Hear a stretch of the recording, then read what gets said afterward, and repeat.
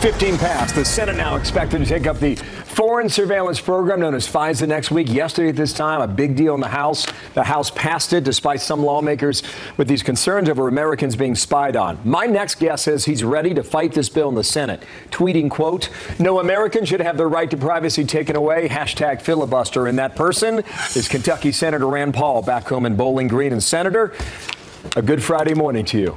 And thanks for coming back here. Thank you, Bill. Thanks for having me. What is your next move, Senator? Well, you know, if there was ever something worth filibustering, I think it would be filibustering for the Bill of Rights. What we have is a program called the Foreign Intelligence Surveillance Act, and you're supposed to be, or the grant of power, is to spy on foreigners in foreign lands. I'm all for that. We need to protect our country. But we don't use the Constitution for these foreigners. We just grab up all their information. In fact, a couple years ago, there was a report that we recorded all of the phone calls in Italy in 1 month. So we have this enormous capacity to record phone calls. It's not just who you call, but it's also the content of the phone call. In the process of this, millions of Americans are recorded in there.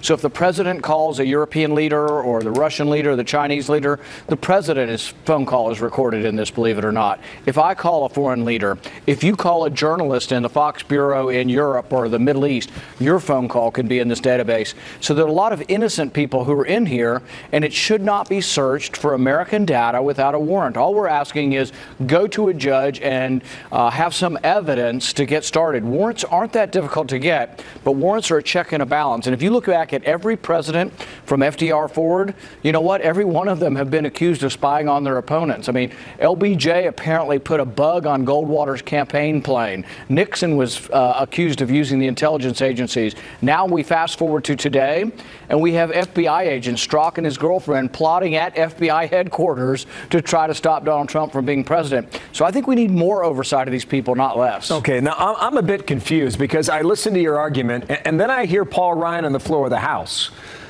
at this hour yesterday when he said the following. Roll this. This is about foreign terrorists on foreign soil. That's what this is about. You pass the Amash Amendment and defeat this underlying bill, we go back to those days where we are flying blind on protecting our country from terrorism. So is he right or are you right? What is it? It's frankly, the best way I can describe what he said is disingenuous. We don't stop any of the collection of the data. We reauthorize a program. In the Amash Amendment, the Paul Wyden Amendment, we reauthorize a program. We never interrupt the collection of foreign data on foreigners. What we do is say that if Americans are accidentally caught up in it, this is about Americans. This isn't about foreigners. This is about Americans. If Americans are accidentally caught up in this, if you want to look at their stuff, you have to have a warrant. And here's the problem with Paul Ryan and his ilk and all of these people. Their reform bill actually makes it worse. In their reform bill, they say that information collected on Americans can be used for anything. Tax evasion, your grandson smoking pot somewhere, any of these minor things that happen in our country that usually are protected by the Constitution, they've gathered this information with no constitutional protection. It's awful what they want to do. Do you filibuster next week? Because I don't think in the end you can ultimately stop it, can you? The only way a filibuster succeeds is you have to get to 41 votes. So part of the reason you speak for a while, sometimes for a long while, but part of the reason you make arguments is because it's an important issue. But if you can convince 41 colleagues, if 41 people will vote with me, they can't pass it. And the other side will squawk and go crazy and say the world will end if we don't pass this. What would happen if we don't pass this is we would go back to the negotiating table and we would say we want more protections for American privacy, and they would have to compromise. Should we expect a filibuster from you next week on the floor of the Senate, yes or no?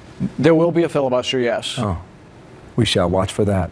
Quickly, yesterday you said there will be an immigration deal. You were very optimistic. Do you still feel the same given the comments that apparently were said at the White House during that bipartisan meeting yesterday? Yeah, I still think that it's something that the Democrats are driven to want to fix for DACA. Many Republicans are willing to meet them halfway and have a compromise. And I think the Democrats acknowledge they're not going to get a fix for DACA unless they do something for border security. It's going to have to be significant border security improvements. It's going to have to involve barriers and walls. It's going to have to involve getting rid of the diversity lottery and going to a merit-based immigration where we get the best and the brightest that want to come to our country. So your opinion and it's going to have to involve getting rid of chain migration. Your opinion has not changed since yesterday then, correct? I think we still get there, yeah, if the Democrats are willing to compromise and negotiate. Thank you, Senator. Have a good weekend. That's Rand Paul back home in Bowling Green, Kentucky. We'll see you very soon. Thank you.